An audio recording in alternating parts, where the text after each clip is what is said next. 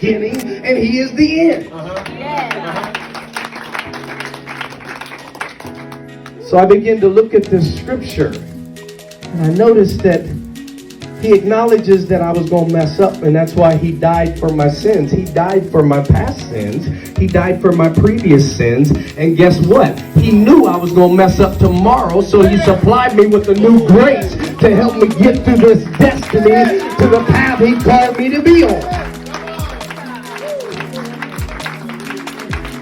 But now it's very important for those of you who say, well, God knew I can sin, so I might as well just, he knew I was going to do it, so I might as well just go and get me a bottle. No, that's not what he says, because you don't know the measure of grace that is on your life. And so when you hear him telling you to stop, then baby, you better stop, because you don't know if tomorrow's going to come, because tomorrow is not promised. So the next verse we see the next verse here.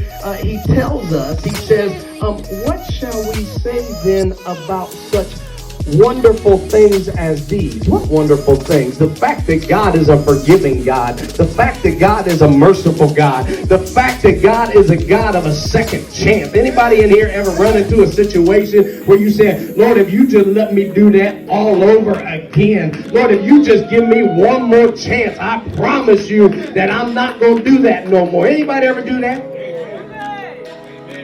So what do we say to these wonderful things? And scripture goes on to say that if God himself is for us, if God is for us, who can be against us?